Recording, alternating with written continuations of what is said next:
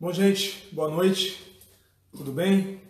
Falando aqui com vocês, como prometemos, fazer essa live especial de uma quarta-feira. Nossas reuniões de quarta são sempre reuniões que tratam de assuntos diversos, assuntos que procuram englobar as maiores demandas aí universais, né? E que são importantes para a nossa espiritualidade, para a nossa teologia, para a nossa fé. Propus para o pastor Daniel, está aqui do meu lado, uma conversa sobre direitos humanos e o Evangelho, porque acreditamos que esse é um assunto, esse é um tema salutar, né? Um tema relevante para a nossa sociedade, para o tempo que a gente vive, e sobretudo para desfazer algumas mentiras, né? Muita mentira se fala sobre direitos humanos, muita coisa se fala sobre direitos humanos, mas de maneira equivocada e em alguns casos até de maneira maldosa, né? E como cristãos, como seguidores do Evangelho, a gente trabalha com a verdade debaixo da luz. Então, nós não temos medo nenhum de falar as coisas às claras, né? A verdade, como diz os antigos, a verdade é a luz do sol. Então, pastor, estamos aí, vamos começar. Muita gente diz que, quando vai falar como vai se referir a direitos humanos, se refere a direitos humanos como direito dos manos. Direito dos manos, direito dos manos. Então a nossa proposta aqui é proposta para você, para a gente conversar, para a gente esclarecer um pouco sobre essas coisas, falar um pouco sobre direitos humanos e depois entrar na questão do Evangelho, na nossa proposta de espiritualidade, nossa teologia, nossa fé. Okay. Certo? De fato é um assunto extremamente relevante desde sempre, né, na nossa história, e especialmente nos dias atuais, né? Fala-se muito sobre direitos humanos, mas pouco se conhece acerca de direitos humanos, e principalmente qual é a relação dos direitos humanos com o Evangelho de Cristo, com a Palavra de Deus, especificamente aquilo que Cristo nos ensinou. Então é um assunto extremamente pertinente e que certamente vai ajudar a vida de muita gente. Boa, com certeza. boa. Bom, gente, eu começo o seguinte, eu não me apresentei, desculpa, meu nome é Will, conhecido na comunidade. Eu sou líder da juventude e a líder da juventude auxilia o pastor Daniel na comunidade e sou advogado. Então eu primeiro quero propor para vocês expor um pouquinho sobre direitos humanos como pastor e começar a dizer o seguinte, antes de nós adentrarmos no assunto, né? Para que fique claro, direito não se concede, direito se conquista. Então, haja o que houver, em qualquer que seja o tempo, direito não é uma concessão, direito é uma conquista. Isso precisa ficar claro para nós. Ainda mais que nós que somos discípulos de Jesus de Nazaré, discípulos de Jesus, numa proposta de compreensão da sociedade e daqueles direitos que nos faltam, né? Então, direitos humanos é isso. Eu vou começar lendo para vocês, lendo aqui na nossa conversa, o artigo 5º da Constituição Federal, que é um artigo que trata sobre direitos fundamentais e que, por sua vez, são direitos que estão intrinsecamente ligados aos direitos humanos. Tá? Eu não vou ler o artigo 5º todo, porque ele é gigante, mas é importante que vocês saibam um pouco do que diz a Constituição Federal, que nós prezamos muito, muito, que são os direitos fundamentais. Bom, diz assim o artigo 5º da Constituição Federal de 88. Todos são iguais perante a lei, sem distinção de qualquer natureza, garantindo-se aos brasileiros e aos estrangeiros residentes no país a inviolabilidade do direito à vida, à liberdade, à igualdade, à segurança e à propriedade nos termos seguintes. Homens e mulheres são iguais em direitos e obrigações nos termos desta Constituição. Ninguém será obrigado a fazer ou deixar de fazer alguma coisa senão em virtude de lei. Ninguém será submetido a tortura nem a tratamento desumano ou degradante. É livre a manifestação do pensamento, sendo vedado o anonimato. É assegurado o direito de resposta proporcional ao agravo, além de indenização por dano material, moral e à imagem. Cuidado com as fake news. É inviolável a liberdade de consciência e de crença, sendo assegurado o livre exercício dos cultos religiosos e garantida na forma da lei a proteção aos locais de culto e às suas liturgias. É assegurada, nos termos da lei, a prestação de assistência religiosa nas entidades civis e militares de internação coletiva. Ninguém será privado de direitos por motivo de crença religiosa ou de convicção filosófica ou política, salvo se as invocar para eximir-se de obrigação legal a todos impostas e recusar-se a cumprir prestação alternativa, fixada em lei. É livre a expressão da atividade intelectual, artística, científica e de comunicação, independentemente de censura ou licença. São invioláveis a intimidade, a vida privada, a honra e a imagem das pessoas, assegurado o direito à indenização pelo dano material ou moral decorrente dessa violação. A casa é asilo inviolável do indivíduo, ninguém nela podendo penetrar sem consentimento do morador, salvo em caso de flagrante delito ou desastre, ou para prestar socorro, ou, durante o dia, por determinação judicial. É inviolável o sigilo da correspondência e das comunicações telegráficas, de dados e das comunicações telefônicas, salvo, no último caso, por ordem judicial, nas hipóteses e na forma que a lei estabelecer para fins de investigação criminal ou instrução processual penal. É livre o exercício de qualquer trabalho, ofício ou profissão, atendidas as qualificações profissionais que a lei estabelecer. É assegurado a todos o acesso à informação e resguardado o sigilo da fonte quando necessário ao exercício profissional. É livre a locomoção no território nacional em tempos de paz, podendo qualquer pessoa, nos termos da lei, nele entrar, permanecer ou dele sair com seus bens. Todos podem reunir-se pacificamente, sem armas, em locais abertos ao público, independentemente de autorização, desde que não frustrem outra reunião anteriormente convocada para o mesmo local, sendo apenas exigido prévio aviso à autoridade competente. A plena liberdade de associação para fins lícitos, vedada de caráter paramilitar. A criação de associações, e na forma da lei, a de cooperativas independe de autorização, sendo vedada a interferência estatal em seu funcionamento. Para encurtar, vou pular aqui alguns incisos do artigo 5º, mas eu acho importante ressaltar outros que têm a ver com o nosso tema. É garantido o direito de propriedade. A propriedade atenderá à sua função social. No caso de iminente perigo público, a autoridade competente poderá usar da propriedade particular assegurada ao proprietário de indenização anterior se houver dano. Pulando aqui para o inciso 28. São assegurados nos termos da lei a proteção a participações individuais em obras coletivas e a reprodução da imagem e voz, inclusive nas atividades esportivas. E pulando um pouco mais, eu vou aqui para o inciso 34, são a todos assegurados, independentemente de pagamento de taxas, o direito de petição aos poderes públicos e defesa dos direitos ou contra a ilegalidade ou abuso de poder, a obtenção de certidões e repartições públicas para defesa de direitos e esclarecimento de situações de interesse pessoal. A lei não excluirá da apreciação do Poder Judiciário lesão ou ameaça a direito.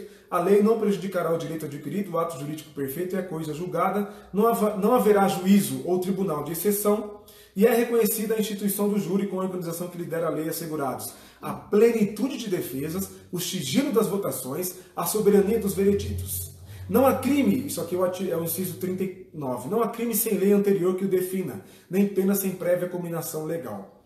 O inciso 43, a lei considerará crimes inafiançáveis e insuscetíveis de graça ou anistia a prática da tortura, o tráfico ilícito de entorpecentes e drogas afins, o terrorismo e os definidos no como crimes hediondos, por ele respondendo os mandantes, os executores e os que, podendo evitá-los, se omitirem.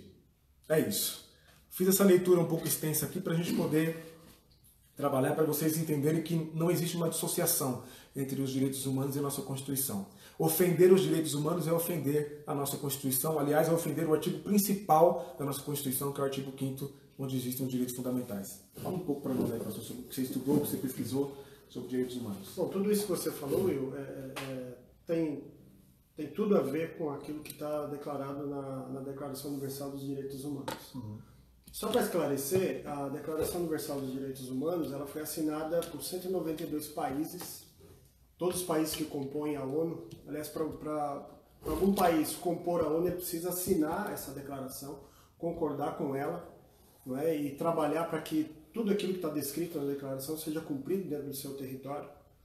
E ela foi composta em 1948, primeira metade do século XX, quando o planeta havia sofrido duas grandes guerras, né? Logo no final da Segunda Guerra Mundial. E ele define valores éticos que são universais na esfera dos direitos civis. E está apoiado em duas premissas básicas, que é a igualdade e a não discriminação. Então, por exemplo, tudo isso que você leu está diretamente ligado ao artigo 1 da Declaração Universal dos Direitos Humanos, que diz que todos os seres humanos nascem livres e iguais em dignidade e direitos. Esse enunciado, por si só, ele já torna crime uma série de práticas, como, por exemplo, a pedofilia, a transfobia, a violência machista, por exemplo. Não é? E somente indivíduos desumanizados não reconhecem o seu semelhante como ser humano de direitos iguais ao dele. Então, como nosso tema é Evangelho e Direitos Humanos, a gente pode afirmar sem sombra de dúvida de que Deus é a origem e fundamento dos direitos humanos, posto que a premissa do Evangelho, da fé cristã, é de que todo homem e toda mulher foram criados à imagem e à semelhança de Deus. A imago Dei. Então Deus é a origem e fundamento dos direitos humanos. Toda forma de discriminação e preconceito não é simplesmente uma questão de opinião. Não se trata de opinião, pelo contrário. Voltaire, filósofo francês, dizia: quando o fanatismo gangrena o cérebro, a enfermidade se torna incurável. Todas as formas de discriminação devem ser eliminadas por serem contra a vontade de Deus, que criou a todos nós a sua imagem e a sua semelhança. E um dos inimigos da Declaração Universal dos Direitos Humanos, a gente pode afirmar sem sombra de dúvida, é um tipo de religião que é tóxica. Por exemplo, o fundamentalismo religioso. Ele milita contra, boa parte dele milita contra tudo aquilo que está prescrito nos direitos universais dos direitos humanos. Boa. Gente, só para vocês terem uma ideia, direito humano é vida digna, liberdade, segurança, saúde é um direito humano, liberdade de expressão e de pensamento é um direito humano, devido processo legal é um direito humano, exatamente isso que você ouviu. Ser processado é um direito. Compreenderam? Ser processado é um direito, porque a alternativa ao processo é uma inquisição, onde você não pode se defender, onde você não pode apresentar sua defesa, ter a presença de um advogado, de alguém que represente os seus interesses, e também a ausência de um juiz que vai exarar a sua sentença. Então, um processo é um direito.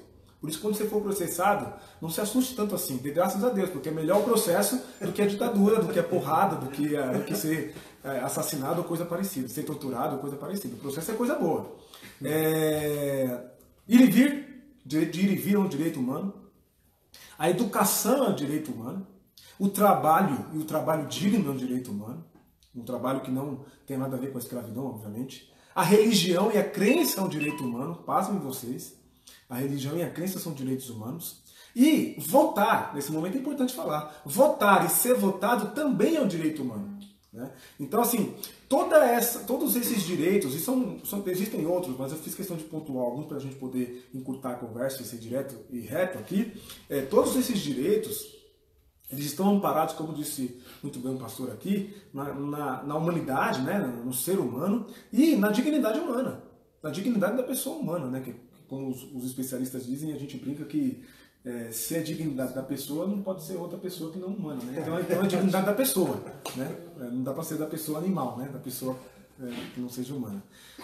E aí a gente chega num patamar que é o seguinte: existem cristãos, discípulos de Jesus, pretensos seguidores de Jesus, que se revoltam com os direitos humanos. Né? Porque, infelizmente, se propagou e se diz por aí que defender direito humano é defender bandido. E mais do que isso, não é só defender o bandido e o criminoso. Defender direito humano para algumas pessoas é defender o crime, a prática criminosa. E não é. Não tem nada a ver com isso. Absolutamente. Absolutamente nada. Né? E partindo do princípio da garantia da dignidade da pessoa, a gente precisa tocar no assunto do Evangelho. Né, pastor? E aí eu queria que a gente falasse um pouco sobre o que o Evangelho tem a ver com essas propostas, com essas garantias, com esses direitos que tem a ver com o direito humano. Tudo começa na pessoa de Jesus, né, Will? E a narrativa do Novo Testamento mostra Jesus. Jesus é um homem que nasceu na periferia do mundo, numa região extremamente pobre, num contexto de muita opressão política, opressão religiosa. As pessoas eram oprimidas pelo Império Romano, eram oprimidas pelo templo, né, que literalmente sugava a vida das pessoas. E a gente vê Jesus surgir nesse contexto e ele não se omitiu, pelo contrário. Ele andou com os oprimidos, com os estigmatizados da sua época, da sua sociedade. Ele denunciou a opressão que havia do Império e do Templo. Não é?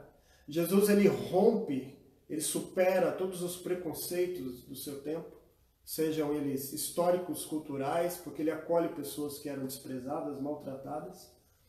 Ele foi visto como herege, alguém que deveria ser literalmente enquadrado, ajustado, né, dentro do contexto ali, dentro do status quo, e foi alguém que deveria ser eliminado. Por essa razão é que ele foi preso, torturado e posteriormente assassinado. Sendo assim, o endereço histórico do Evangelho, ele é extremamente popular e é vítima de uma violência absurda. Portanto, ressalta tudo isso aqui que a gente está falando sobre direitos humanos.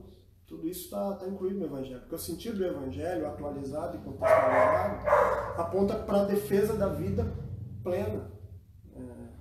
Para todas as pessoas, para a denúncia de uma lógica de violência, para uma lógica de desumanização, para ressaltar a dignidade humana. Há um texto, por exemplo, em Mateus 25, versículos 35 e 36, que Jesus conta uma parábola, né? Ele diz que muitos chegarão diante dele e vai dizer: olha, vocês são bem-vindos, entre para o meu reino, porque eu tive fome, vocês me deram de comer, tive sede, vocês me deram de beber, eu estive nu, vocês me vestiram, eu era estrangeiro, vocês me acolheram, eu estava preso, vocês me visitaram. Só nesses dois versículos, por exemplo, a gente pode destacar alguns direitos fundamentais. Note que Jesus não perguntará para nenhum de nós qual a nossa nacionalidade, qual a nossa condição sexual, qual a nossa tradição religiosa, nem qual a nossa cor, absolutamente. Ele perguntará se nós temos de comer, de beber, de vestir, se socorremos aquele que estava numa situação de vulnerabilidade. Daí surgem alguns direitos fundamentais, por exemplo, o direito à comida, o direito à bebida, o direito à moradia, a ser acolhido, no caso do estrangeiro, daquele que não tem moradia própria, o direito à vestimenta, o direito à saúde, o direito à liberdade. Então são direitos inalienáveis que promovem a dignidade humana. Então a gente percebe como o Evangelho tem inúmeras passagens bíblicas que tratam dessa questão e que a gente pode ressaltar e são extremamente atuais. Muito bom. Pastor, você tem dito nas suas reflexões lá na igreja que existe uma tríade. O quarteto da vulnerabilidade. O quarteto da vulnerabilidade. Isso. No sentido de que nós, enquanto cristãos, temos que nos preocupar com tudo que nós fazemos com esse tipo de realidade, com esse tipo de necessidade. Que era isso que movia as ações de Jesus. Jesus tinha sempre como foco os mais necessitados e os mais oprimidos. A viúva, o pobre, o órfão e o estrangeiro. Esse é o quarteto da vulnerabilidade que a Bíblia tanto destaca. Tá. E pensando nesse quarteto da vulnerabilidade e abrangendo ele, obviamente, porque nós temos outros marginalizados hoje. Sim, tá. Até que ponto virar as costas para quem é marginalizado é uma ação contrária ao Evangelho? Até que ponto? Eu diria que de uma maneira total. Total. Porque o Evangelho nos ensina a promover o bem. Aliás, Paulo escreve em uma das suas cartas e diz: não se deixe vencer pelo mal, mas vença o mal com o bem. E fazer o bem, como uma canção antiga que eu me lembrei agora, sem olhar a quem. Não importa se é alguém do meu próximo a mim, ou se é alguém que pensa como eu penso, ou se é necessariamente alguém que eu gosto. Não se trata disso. essa ideia errada de que direitos humanos é para defender bandido, pelo contrário. É para que não se instaure o caos na sociedade, para que a barbárie não tome conta. Então, os direitos humanos, eles velam pelos direitos, inclusive, da criança, do adolescente. O Estatuto da Criança e do Adolescente está todo fundamentado, claro, na nossa Constituição, e a nossa Constituição, por sua vez, nos direitos universais dos direitos humanos. Uhum. Né? Então, voltar as costas para o necessitado eu diria, voltar as costas para o Evangelho de Cristo, para a prática de Cristo.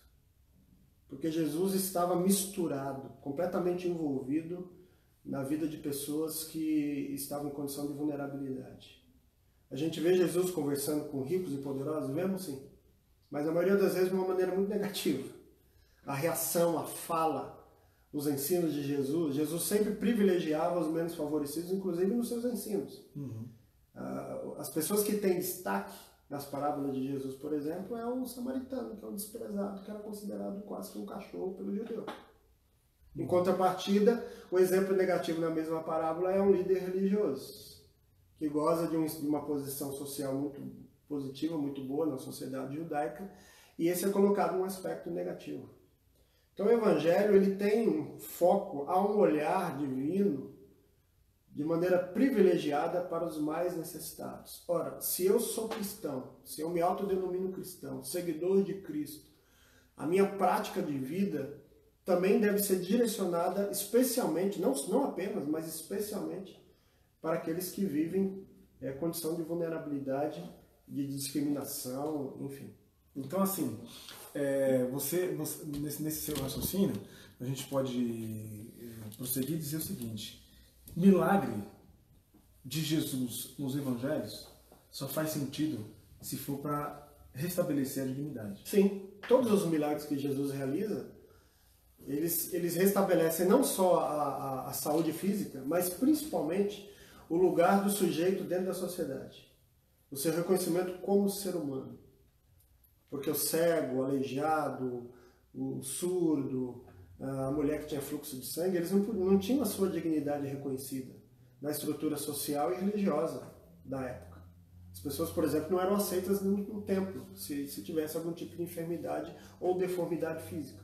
À medida que Jesus restaura a saúde física dessa pessoa, ele está devolvendo a dignidade para elas também. Isso é que é extraordinário do Evangelho. E até hoje o Evangelho é isso, é a promoção da dignidade humana. É resgatar vidas e dar a ela o valor que ela tem. A gente precisa mudar a nossa compreensão da antropologia bíblica. Porque no nosso contexto evangélico brasileiro, que nós herdamos dos Estados Unidos, a antropologia bíblica é sempre num viés muito negativo. O ser humano não vale absolutamente nada. Todas as suas obras são trapos de imundícia. Nada do que a gente faça é bonito e é belo aos olhos de Deus. E pelo contrário, eu vejo um Jesus que valoriza a pessoa humana. A gente vê a prática de Jesus, à medida em que ele vai mantendo contato com as pessoas, ressaltando aquilo que há de belo no ser humano. Então, é uma compreensão que a gente precisa mudar. De que Deus nos vê de uma maneira amorosa e positiva. Não há apenas maldade em nós. É verdade que nós temos um potencial enorme de maldade. Todos nós temos, sem exceção. Mas também todos nós trazemos a imagem de Deus em nós. E também temos um potencial enorme para coisas belas, para tanta coisa positiva e bonita. Muito bom. Então, assim, pastor, ser igreja a partir de Jesus de Nazaré não é só uma reunião de pessoas, uma congregação de pessoas, num dia específico da semana. Precisa ser uma experiência religiosa, uma espiritualidade que se propõe a, se não proteger, devolver a garantia ou a segurança ou a certeza de que essas pessoas que estão marginalizadas, oprimidas, esquecidas, têm de usufruir daquilo que preenche as declarações a Declaração Universal dos Direitos Humanos. Né? Então, assim, até que ponto a gente faz essa distinção? Até que ponto a gente... É só a igreja que se reúne aos domingos, às semanas, ao sábado, e até que a gente avança nessa prática do milagre, na prática do evangelho, na prática de resgatar, de trazer, de devolver a esperança, a vida, o ânimo de viver, né? Até que ponto não é só isso, não é só uma reunião aos domingos, né? Ou uma reunião no dia da semana, uma coisa nesse sentido. Como é que a gente supera essa barreira? Como é que a gente supera esse costume litúrgico que a gente tem de ficar domingo após domingo, sábado após sábado, um dia na semana atrás de dia da semana, se reunindo, cantando, se reunindo, ouvindo, pregando, cantando? Como superar isso? Como abranger, como expandir o evangelho nesse aspecto que você acabou de narrar e de falar? Eu acredito que a superação disso está a partir do ensino de Jesus, quando ele disse que nós devemos ser sal da terra e luz do mundo. Não acredito numa igreja que vive apenas para consumo interno. Não faz o menor sentido. A igreja, ela precisa ultrapassar os limites das quatro paredes. E como sal, a gente precisa salgar a sociedade, influenciá-la. Mas influenciá-la de maneira positiva. Você está fazendo a comida, se você botar sal demais, você estraga a comida. A presença maciça, ostensiva, exagerada da igreja na própria sociedade tende a estragar a sociedade. Por isso que Estado tem que ser laico e igreja é outra coisa. Mas a igreja faz parte da sociedade. Ela pode e deve influenciá-la positivamente. Inclusive garantindo que os direitos das minorias sejam respeitados. Acho que se alguém tem que levantar a voz em favor das minorias que existem no nosso país e no mundo, necessariamente precisaria começar a partir da igreja, dos cristãos em geral, seja católico, evangélico, pouco importa. Porque, como disse, o evangelho está completamente... Na verdade, os direitos humanos estão permeados de evangelho, eles ao contrário, mas eles estão permeados de evangelho, de conceitos sobre a dignidade humana, sobre liberdade. Não é? Então, a igreja precisa, sim, de fato, ultrapassar os limites das quatro paredes e influenciar a sociedade de maneira extremamente positiva. É que, infelizmente, grande parte hoje influencia de maneira negativa, penso eu. Não é? Então, isso tem que ser de maneira prática. Isso vem acontecendo ao longo dos séculos, né, Will? Por exemplo, hospitais, existem hospitais que foram fundados por instituições religiosas, cristãs, universidades, faculdades, escolas, ONGs, boa parte delas são dirigidas por pessoas ligadas à fé cristã. Então são maneiras e formas dos cristãos influenciarem positivamente a sociedade. E isso é fazer política também. Sim, claro, claro. Sim. Tudo que a gente faz é política. Aliás, a política está em tudo que a gente faz, nas relações humanas. Então não dá pra gente descolar essas coisas. A gente não está falando de política partidária. Sim. A gente está falando de política no sentido pleno da sua palavra. Sim. E aí, considerando que os direitos humanos estão vinculados ao Evangelho, estão intrinsecamente relacionados ao Evangelho, ligados ao Evangelho, à prática de Jesus, à vida de Jesus, ao testemunho de Jesus, proteger, enquanto cristão, o direito de uma pessoa de religião de matriz africana de exercer a sua liberdade de culto é pregar o Evangelho. Claro que é. Certo? Claro que é. Jesus, ele não pregava a religião. A religião da sua época e do seu contexto era a fé judaica. Depois, né, já muito depois da morte e da ressurreição de Jesus, é que o cristianismo ele realmente se organiza. Mas a gente não vê Jesus disputando essa questão religiosa com as pessoas. E cabe a nós cristãos também, claro que a gente acredita na conversão do ser humano. Mas não significa necessariamente a adesão à minha religião, ao meu tipo de fé. Existe uma diferença então entre conversão e adesão. Existe uma diferença enorme. Há uma frase que ora é atribuída a Santo Agostinho, ora é atribuída a Martinho Lutero, e então fica a dúvida aí a quem pertence essa frase, que diz que Deus tem alguns que a igreja não tem.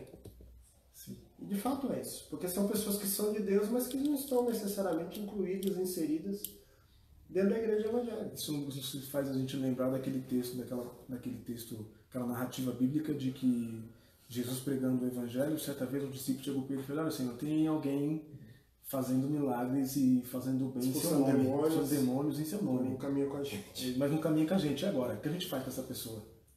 Né? E Jesus... A gente vai lá e elimina esse concorrente? Tira esse concorrente da lista. Jesus faz exatamente o contrário, né? Não, exatamente. Ele não, deixa ele, pode deixar. Não há problema nenhum nisso. Então, quando o cristão ele reconhece o direito do outro ter uma outra expressão de fé, de espiritualidade, e ele também luta para que essa outra expressão de espiritualidade tenha também o seu direito reconhecido, isso é exercício pleno da fé cristã. Porque a fé cristã ela também está fundamentada na liberdade. Deus não nos força a absolutamente nada. Se Deus, na sua soberania, me trata com liberdade, me dá opção de escolha, por que eu não posso dar opção de escolha ao meu semelhante, ainda que essa escolha seja diferente da minha? Perfeito. Então a gente não pode radicalizar esse discurso e dizer não, tem que ser igual a minha, porque somente a minha está certa. Não. Volto a dizer, essa ideia é muito presente no fundamentalismo religioso, que elege uma verdade única e absoluta e inquestionável. A gente não pensa dentro dos moldes do fundamentalismo religioso, pelo contrário. A gente acredita na liberdade e principalmente de que Deus ele pode se manifestar também em outras expressões religiosas. Veja, eu acredito que existe apenas um Deus, Criador de todas as coisas. Se só há um Deus, esse Deus ele não está limitado à minha expressão de fé, senão ele seria um Deus muito pequeno. Ele não está limitado, inclusive, à própria Bíblia. Deus transcende a própria Bíblia, embora alguns talvez achem que isso seja uma heresia, mas não é.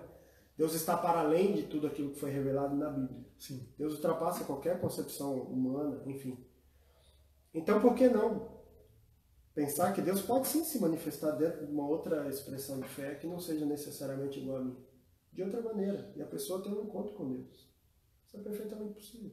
Porque se a gente tomar como paradigma a pessoa de Jesus, o testemunho de Jesus, todo ato que devolve vida, que realça a vida, é um ato que não provém de outro lugar, de outra pessoa, de outra força senão de Deus. De outra força senão de Deus. Onde houver a vida sendo promovida, Deus está presente. Sim. Ainda que não haja o discurso religioso dentro da minha expressão de fé, como cristão, por exemplo. Agora, só um parênteses, então, talvez alguém pergunte, mas por que você é cristão, então, e não é kardecista, não é budista, enfim? Porque eu acredito que dentro da fé cristã, a gente consegue perceber essa presença divina de maneira muito mais clara e explícita. Não é talvez tão sutil, ela é muito evidente, especialmente, unicamente, aliás, pela pessoa de Jesus. Nós somos o povo que segue não somente um livro, mas uma pessoa. Uma pessoa. Acima de tudo, uma pessoa. Porque, veja, o livro, a Bíblia, se a gente pegar, por exemplo, todos os itens que constam nos direitos humanos, na lista ali da Declaração Universal dos Direitos Humanos, a gente não vai encontrar, por exemplo, a descrição deles na Bíblia. Da mesma forma, não. Porque naquele contexto, as pessoas estavam limitadas ao seu tempo, à sua época, ao seu contexto histórico. Hoje nós lidamos com questões que a gente não encontra uma resposta, talvez clara e imediata, na Bíblia. Mas o conceito está ali. O conceito de liberdade, de amor ao próximo, o conceito de que eu não posso fazer a outro aquilo que eu não quero que façam comigo mesmo. Então tudo isso está claro. Está claro aí no texto. Perfeito. A gente está recebendo algumas perguntas. Já a gente vai responder, gente. Só esclarecendo, o papo aqui é bem despojado, bem tranquilo. Nós estamos, vocês vão ouvir, devem estar ouvindo aí algum barulho, alguma coisa externa à nossa fala. Porque é a primeira, né? Porque é a primeira e a proposta é que seja despojado mesmo, que seja uma conversa, que seja um bate-papo. Porque nós não temos a intenção e a pretensão de catequizar ninguém, hein? Não é a nossa intenção, não. A nossa pregação, que eu não gosto nem de usar essa expressão pregação, porque dá a ideia de algo impositivo, não, uma força que vem de cima para baixo. Mas a nossa proposta, a nossa espiritualidade, a nossa reflexão, a nossa mensagem é uma mensagem libertária, livre, de conversa, de diálogo. Não é uma mensagem de imposição, de prevalência entre uma verdade e outra, não é nada disso. Então, já a gente responde as perguntas, mas só para a gente poder avançar para o final aqui da nossa fala, da nossa conversa, pastor, a gente podia, eu quero te perguntar, o que fazer para superar os limites do culto no sentido liturgia religiosa e do templo? O que fazer? Para superar, no sentido, na ideia da pregação do Evangelho, como eu supero os limites do culto e do templo? Esse é o grande desafio. Acredito que esse é o grande desafio. Não é? E acho que não há outra forma de superação senão através da vida prática. Quando o cristão ele sai do culto, ele sai do espaço religioso, ele, além de cristão, ele é cidadão.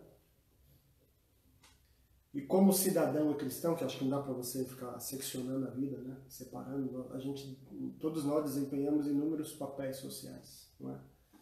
Nós somos profissionais, eu sou pai, você é filho, enfim, somos pedestres, consumidores, são diversos papéis sociais que nós desempenhamos. E o cristão, ele carrega mais um papel social importantíssimo, social, espiritual, histórico, contextual, que é o papel de discípulo e discípula de Jesus. Como discípulo e discípula, a gente precisa encarnar os valores e os ensinamentos de Cristo através da nossa vida. Então a única forma de superação, creio eu, é na vida prática. Que maneira eu me posiciono diante das injustiças que a gente vê o tempo todo? Será que eu vou me omitir diante da justiça?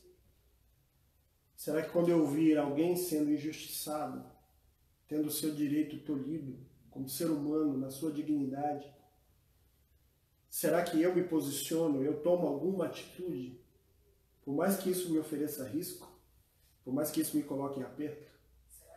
Qual é o papel que eu desempenho na sociedade? Não só como cidadão, mas acima de tudo também como cristão. Porque Jesus era um cidadão. Sim. Pagava seus impostos. Pagava seus impostos. Então Jesus é um cidadão. E uma coisa não anula a outra. Absolutamente. Né? Pelo contrário, elas se complementam. Se complementam, perfeito. Se complementam. Então tem a ver com a prática, o nosso dia a dia. Por exemplo, eu não posso... É o princípio básico. Não é? Eu não posso, por exemplo, me queixar da corrupção que há no nosso país. Sim. Reclamar dos políticos. Porque nós não fazemos vistas grossas para ela. Existe e ela está impregnada no nosso jeito de ser brasileiro. Está desde sempre na nossa história, infelizmente. Então eu não posso me queixar dos políticos lá em Brasília de serem extremamente corruptos e eu no meu dia a dia sou um pequeno corrupto ou um pequeno corruptor. Sim. Então eu vou tomar uma multa de trânsito ali, eu digo, seu guarda, por favor, me libera aí, e junto com o documento passo uma nota de 50, de 100 reais. Olha, como é que eu estou desempenhando meu papel como cidadão e como cristão? Nas duas questões aí eu estou completamente errado. Sim. E reproduzindo um modelo que não só a sociedade desaprova, como o próprio Deus. Então eu citei esse caso, mas existe uma infinidade de situações que nós precisamos nos posicionar como cristãos. Lutando pelos direitos das pessoas, de todos. Principalmente daqueles que estão em situação de vulnerabilidade. Porque não há quem levante a voz por eles. Então, essas pessoas precisam que alguém levante a voz e fale no lugar delas. Para o oprimido, não basta apenas o acolhimento. É preciso dar voz. É preciso dar voz. Acima de tudo. é uma tarefa que se completa. Se você só acolher, você está fazendo pela metade, é isso? E também porque, assim, existem inúmeras questões que é papel do Estado. Por exemplo, a gente está falando de políticas públicas, não é? Há um papel que o Estado precisa desempenhar. Por exemplo, eu não posso pegar todos os moradores de rua e colocar dentro da minha casa. Isso é uma função do Estado. Talvez pontualmente, como cristão, talvez eu faça. Nem todo mundo tem condição de fazer isso. A gente nem está exigindo isso absolutamente de ninguém. Mas como cristão, cabe a mim cobrar do Estado para que ele faça aquilo que lhe cabe. Entendeu? Então, por exemplo, há uma família, algumas famílias que a nossa igreja ajuda pontualmente, por exemplo, com alimento. Certo? É uma ajuda pontual, emergencial, que a gente não tem o menor interesse de que isso se estenda por anos a fio. Não. E também não é aquela coisa de, ao invés de dar o peixe, eu vou dar a vara. Isso daí é meio complexo e complicado essa questão. E eu tenho algumas ideias contrárias em relação a isso. Mas... Vamos pontuar. A meritocracia é anticrística, né? Claro. Ela é totalmente contrária à experiência, à proposta do Evangelho e da Graça. A desigualdade no nosso país ela é brutal. Sim. Brutal e cruel. Não dá para falar em meritocracia quando na disputa do dia a dia da vida as pessoas largam de posições completamente diferentes. O sujeito que larga a 200 metros de distância de mim, ora, como é que eu vou falar em meritocracia? Ele está muito em vantagem. Sim. Muito em vantagem. Não é? Então, o papel do cristão, claro, a gente estende a mão, a gente ajuda, isso é básico e fundamental. Mas o outro papel que o cristão precisa desempenhar, e aí vale para nós individualmente, como cristãos, e vale para a instituição também, cobrar das autoridades aquilo que é função delas. Se falta saneamento, por exemplo, aqui num bairro próximo, como cristão eu não tenho como promover esse saneamento. Mas cabe a mim cobrar, junto aos órgãos competentes, para que isso seja cumprido. E fazendo isso você cumpre a Constituição, porque na Constituição está escrito que a saúde é um dever, não um favor, é um dever. Sim, claro. A gente às vezes diz, né? Não, porque a saúde gratuita, né? A saúde pública é gratuita, a escola gratuita, não tem nada de gratuito. Pelo contrário, tudo a gente paga, pagamos um preço altíssimo e não temos o retorno daquilo que a gente paga. Sim. Entendeu? Então, isso precisa mudar. Tá. E fazer esses recortes com essas propostas, com esse embate, com esse enfrentamento, também é pregar o Evangelho. Sim, claro. Não é necessariamente uma repetição de palavras bíblicas. Não. Pelo contrário. E a gente vê no próprio exemplo no Cristo. Jesus jamais se calou diante das injustiças do seu tempo.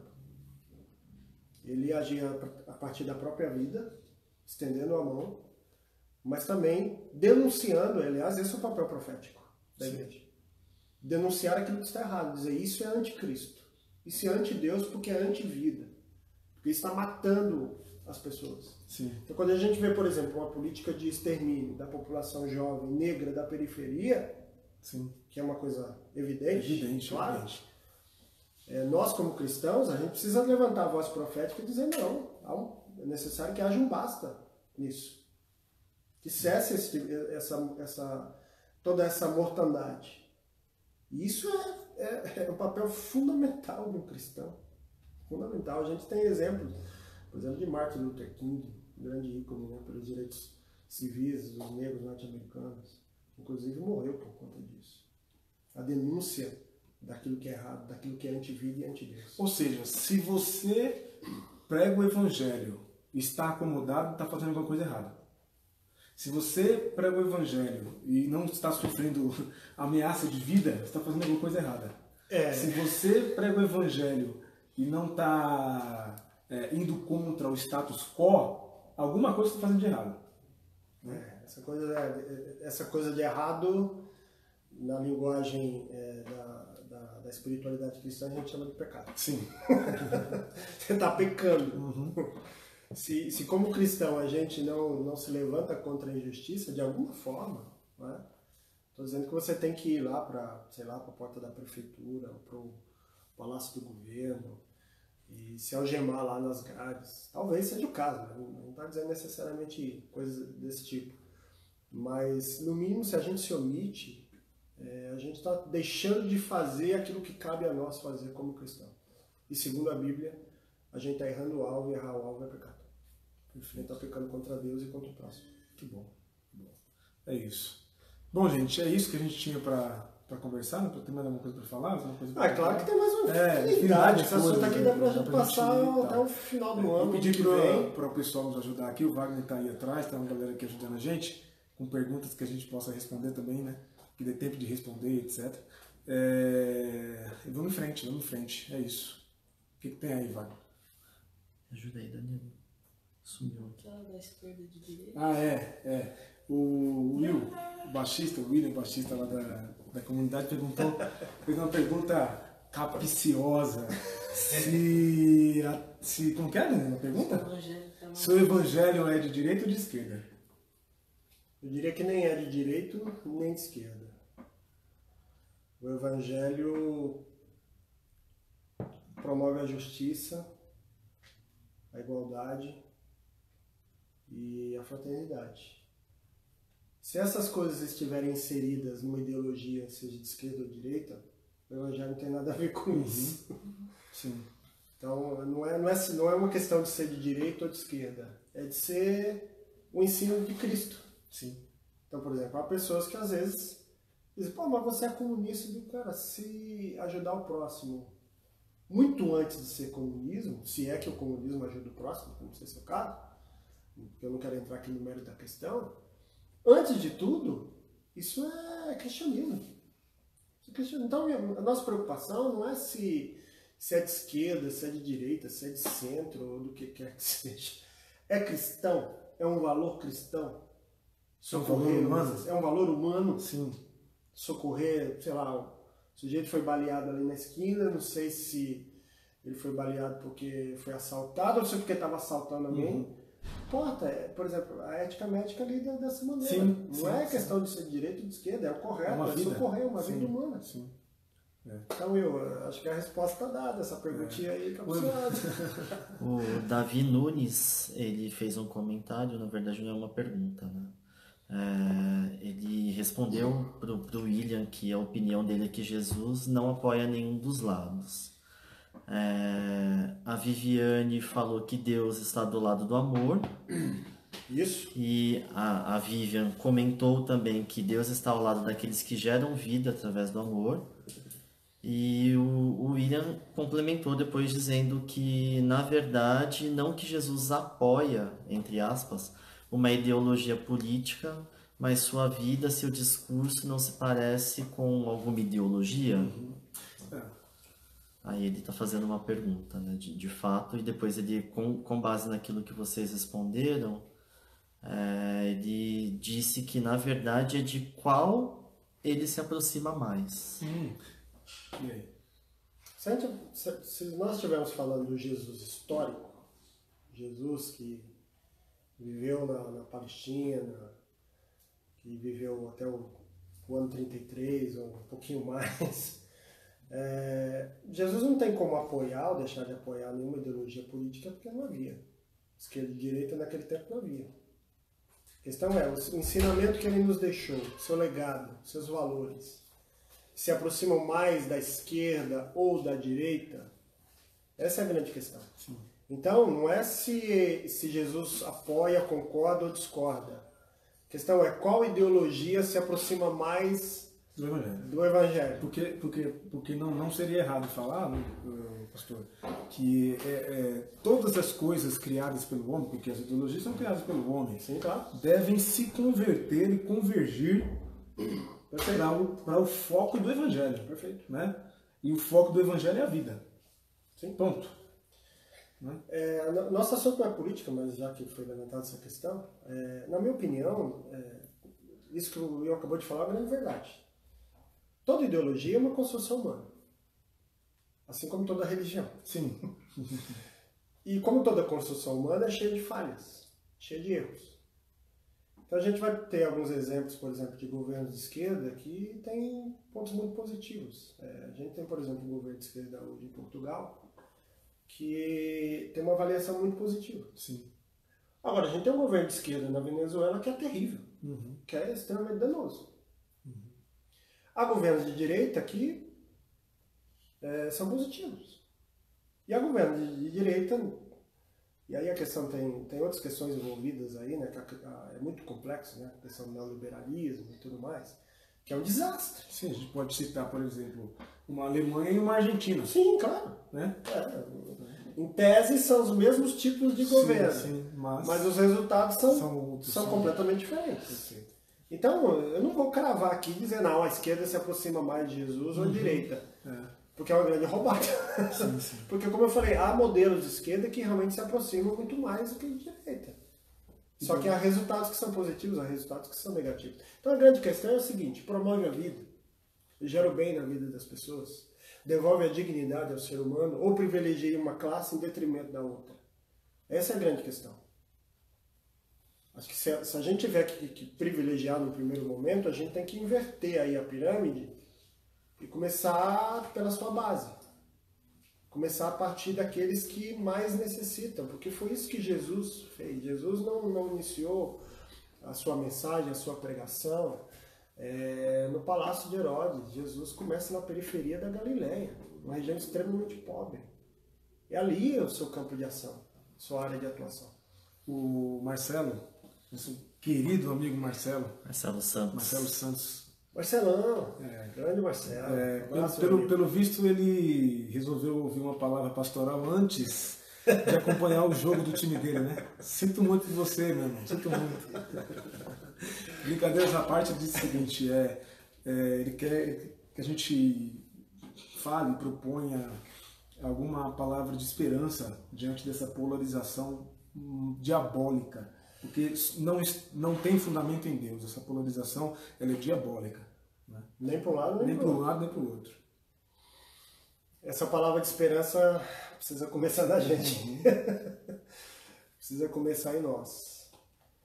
E a palavra de esperança é de que o bem sempre prevalece. O amor prevalece. É aquela frase, virou chavão, mas é uma grande realidade. Né? Você pode esmagar as flores, até impedir que elas cresçam, mas você não pode impedir a chegada da primavera. Os dias são maus, nós vivemos tempos extremamente difíceis, é verdade, mas acima de tudo há uma esperança no nosso coração. Esperança não no verbo esperar. A esperança que age, esperançar, na verdade, como dizia Paulo Freire. A esperança que age, que arregaça as mangas, que vai para a luta e que acredita. Então, certamente, Marcelo, você está se referindo a esse contexto político que a gente está vivendo. E claro que eu tenho inúmeras questões e receios e medos, tanto de um lado quanto de outro, enfim. Mas, independentemente do resultado das urnas, primeiro que o resultado precisa ser respeitado, seja ele qual for. E segundo que seja quem vença a disputa, a gente precisa lutar, e em todos os sentidos, né, para que o bem seja promovido nesse país. Não importa se um ou outro, qualquer um dos dois que ganhar. Se não promover o bem na vida das pessoas, se a prioridade não for essa, aí todos nós, como cidadãos e como cristãos, a gente vai se levantar. E a gente vai lutar tudo aquilo que produz morte e que não promove a dignidade humana. E também lembrando que o que eu tenho dito ultimamente é que mar tranquilo não faz marujo bom, não. É verdade. Né? Eu comecei a nossa live aqui dizendo que direito não se concede, direito se conquista. É verdade. Como seguidor de Jesus, por amor a ele, somos entregues à morte todos os dias. Todos os dias. Todos os dias. E mais do que isso, se amar a ele e não tiver coragem de entregar a vida pelo seu irmão, está amando a pessoa errada. Está amando a pessoa errada. Né? Aquele que salvar a sua vida, perderá. E aquele que perder a sua vida por amor a mim, achará. Isso aí. O Ebiesel, nosso irmão da comunidade lá que está acompanhando, grande Ebiesel, fez uma observação bacana ali, dizendo que a pergunta sobre se o evangelho tem lado, na verdade é uma tentativa de legitimar um lado, né? Verdade. E a gente não vai legitimar nenhum nem outro, porque ambos têm as suas falhas. E aí cabe a cada um fazer a sua própria escolha, né? Analisar, claro, e ver qual dos dois lados tem menos falhas, que ambos têm. Um grande problema, gente, é que eu acho que houve uma banalização. Nós estamos vivendo esse tempo de internet, tempo de comunicação, de informação, tudo é banal, tudo foi banalizado. Então, tudo de qualquer forma foi jogado às traças. Então, você diz sobre coisas que você nunca leu, que você nunca se inteirou, que você nunca procurou pesquisar, se informar, se inteirar, e você diz a partir daquilo que você vê na internet. Então, a gente tem...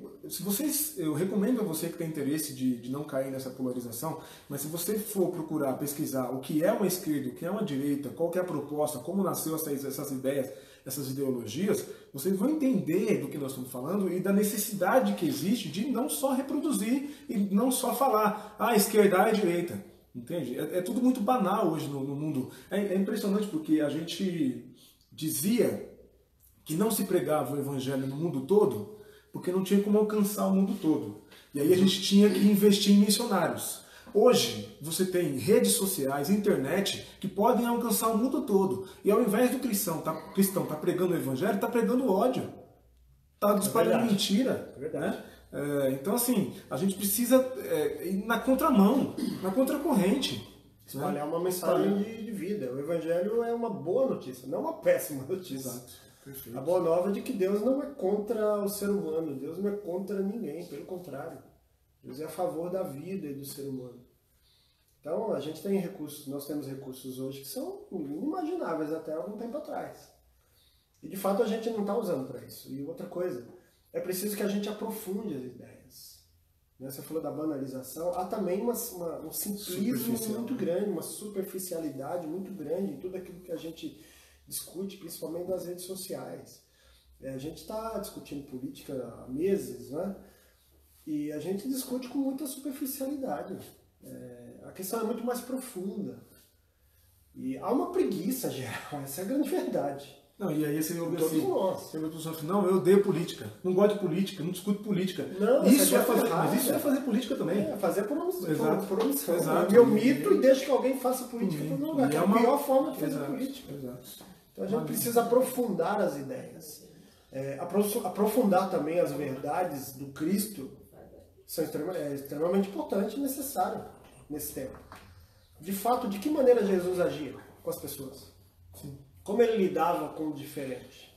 Com aquele que não era necessariamente igual a ele nas ideias, nas questões. Sim. A gente precisa assimilar tudo isso e aprofundar. Aliás, a única vez que nós vemos Jesus espanando, né, na linguagem popular, é com o religioso. Com o religioso? Dentro do templo. Né? Dentro do templo. A Ellen tem uma pergunta aqui. Ela diz assim: com relação ao papel da igreja frente a essa polarização de ódio e desesperança sobre o cenário político do nosso país? Acho que ela quer saber qual que é o papel da igreja, né? Qual que é o papel? Qual é o papel da igreja? Amor, meus amigos. Amor é a mensagem maior. Amar o outro, o diferente, não significa concordar com tudo que ele diz e pensa. Não significa, inclusive, gostar do outro. Amar não é gostar de. Amar não é sentimento. Amar é mandamento. Jesus amou a todas as pessoas. Você acha que Jesus gostava de uma turma de fariseus e saduceus? Ele não gostava, porque Jesus não andava lado a lado, não saía para comer uma pizza com o pessoal, nem nada. Mas Jesus amava. Amar é serviço, é colocar-se a serviço do outro. Esse é o papel da igreja. O papel que, inclusive, generalizando, a gente está desempenhando muito mal. Sim. No servir ao outro. Então, há diversas formas de servir e de amar. Cabe a nós compreender essas formas e praticá-las. No amor não existe temor, né? Não existe medo. João diz na sua primeira carta, porque o amor lança, porque o medo ele pressupõe castigo. Sim. E o amor lança fora todo medo, porque nós não sabemos amados por Deus. E esse amor nos constrange, diz João. E esse amor nos leva também, ou deve nos levar a amar o outro, ainda que ele seja radicalmente diferente de mim. E o amor não é seletivo. O amor não quer dizer, não, eu só amo esse aqui que tem essa diferença, mas essa diferença aqui eu tolero. Não, não, não. Nessa questão política, se houvesse amor de ambos os lados, não haveria toda essa guerra que está acontecendo agora. É fácil? Claro que não. Óbvio que não. Existe toda uma tensão, né? Mas é o chamado de Deus para a vida da gente. Sem contar que idolatria é pecado, viu? Idolatria é pecado. Sim. Então, toda forma. Toda forma de idolatria é pecado. Idolatrar pessoas, idolatrar partidos, idolatrar o que quer que você idolatre. Ideologias, o seu carro, tudo que você idolatra é pecado. Continua sendo pecado, viu? Sim. Porque tira do nosso coração um lugar, ou ocupa um lugar no nosso coração, que é o lugar do amor, o lugar, né, do outro, o lugar do outro. Sim. É isso aí. Mais alguma pergunta aí, gente? Não? Não? Mandar um recado, o Alan Marcel, disso que eu estou falando, vou mudar para essa igreja. Um abraço para ele. Alan, você tá enrolando, cara. Faz tempo que você tá nessa daí. Vai ser um amigo querido. Você é um amigo querido e onde você estiver, cara, eu tenho certeza que você é luz e é sal. Tamo junto, irmão. Tamo junto. Então é isso, pastor. Vamos para as considerações finais aí. Quer falar alguma coisa para encerrar? Como diz o ídolo do time de vocês, o que você pode falar aí pra gente? Né? É assim que o Neto fala. A ídolos é ídolos. Né? Você quer começar a entrar nessa questão aí, a gente vai, se você quiser. Não dá para falar em direitos humanos sem falar de fé cristã, a meu ver. Elas estão irremediavelmente misturadas, não há como separá-las. Não é? Eu volto a dizer aquilo que eu disse no início. Direitos humanos nasce sobretudo em Deus. Deus é fomentador, criador, promotor da dignidade humana. O amor de Deus, sobretudo, é um amor que dignifica o ser humano. Que não deseja que nenhum ser humano viva à margem da sociedade, da vida, de uma vida digna, de uma vida feliz. Pelo contrário. Jesus disse, eu vim para que vocês tenham vida. E vida em abundância. Essa vida abundante a gente pode interpretar de diversas formas. Dentre elas, uma vida digna. Uma vida digna. Então isso é direito humano, que nasce no coração de um Deus que ama todas as pessoas, indistintamente, independentemente da sua etnia, cor, orientação sexual, não importa. Deus ama a todas as pessoas e o direito dessas pessoas é contemplado por Deus e deve ser contemplado por todos nós também. Perfeito. É isso, gente. Muito obrigado a vocês todos que nos acompanharam. Só respondendo, semana que vem a gente não vai fazer uma live na quarta, porque quarta-feira que vem... Quarta-feira que vem? Não, não. É a outra. Que tem a reunião com a Sônia. Na última, né? Na última quarta do mês, acho que é dia então semana que vem... Mas a gente vai avisar com antecedência. Isso, a gente avisa com antecedência, mas provavelmente semana que vem teremos outra live, porque eu faço questão de olhar na face dos corintianos aí depois do jogo de hoje, né? Que vai ser um privilégio. Tá bom? Muito obrigado. Você está cerceando meu direito.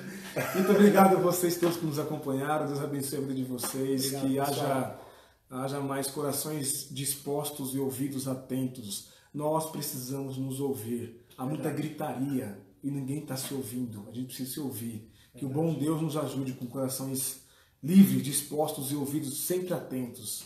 E principalmente, como disse bem o pastor Daniel, aos que sofrem, os mais pobres, os esquecidos. Não é? Então, muito obrigado pela companhia de vocês. Semana que vem estamos de volta.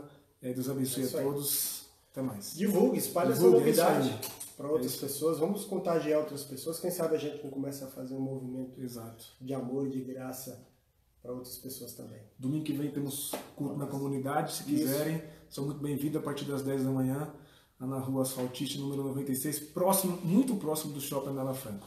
Até mais. Obrigado, gente. Até mais. Tchau, tchau.